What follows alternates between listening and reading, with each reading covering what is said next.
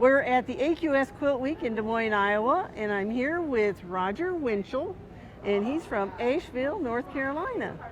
And you made a really interesting quilt. Well, thank you. Thank you. Well, and so when you first look at this, you see these star shapes, and then you might see a triangle. Right.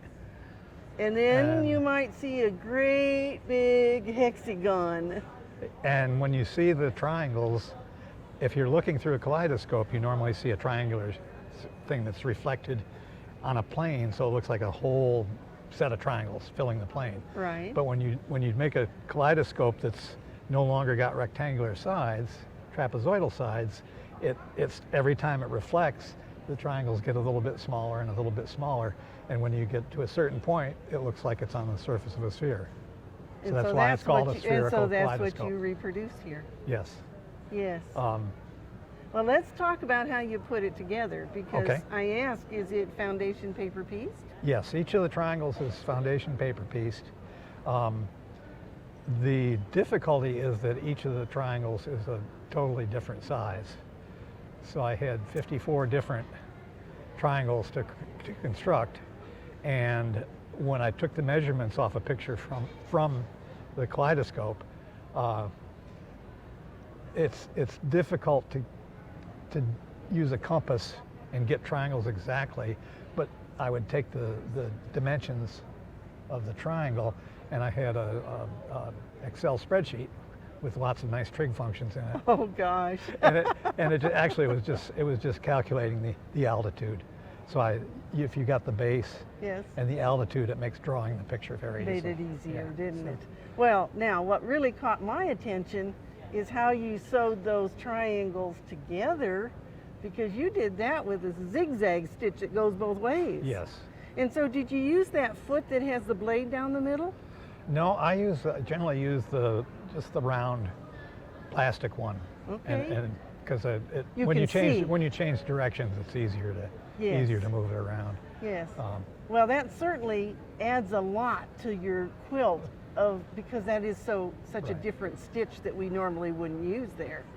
Nobody told me that. Of course, that's why you did it, and it was pretty easy. My wife and Katie and our mentor, Sarah Hill from Asheville, who's kind of like the grand dame of our quilt guild. When I started quilting, I would do something, and Katie would say, "How did you know how to do that?" I said, "I don't know, I just figured it out." And Sarah would tell Katie, "Don't tell him it's hard. Just let him do it." Well, and you know what? Sometimes you learn easiest that way. If you just dig in and go do it. My first quilt had all kinds of Y seams in it, and I just figured out, you just fold it in half and stitch that seam, right? Stitch that seam, right. Well, I don't know how long it would have taken if I'd had to look that up in a book someplace. So in the construction then, what was the hardest part of putting this together with all your pieces being so different?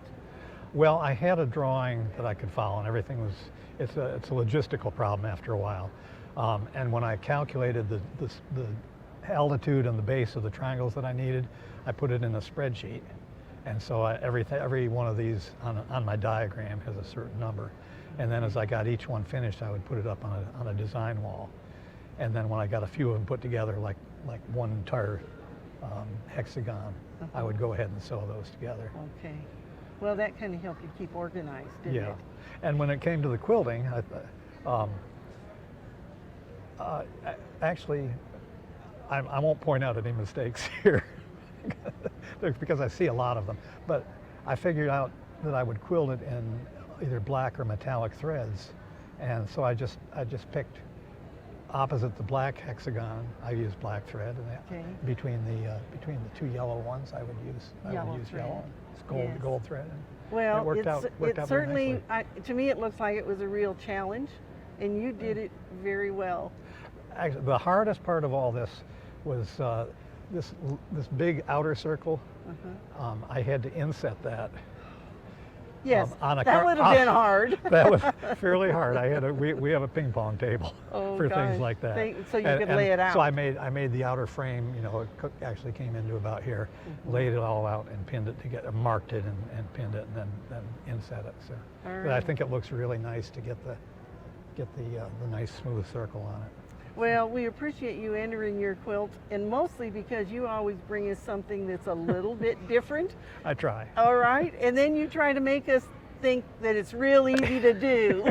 I think any quilt you're working on, after you've like after you're making 48 blocks or something like that, after about the 13th block, then you start to get really bored because they're all the same. Yes.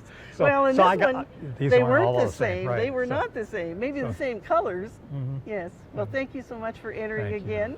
Thanks. And See you in another 10 years. yeah, we interviewed him 10 years ago. So we hope that you'll enter your quilts in AQS Quilt Week. I highly recommend it. And if nothing else, it's wonderful to be able to share your work, isn't it? Yes, it is. All right. And come see us at an AQS Quilt Week soon. Thank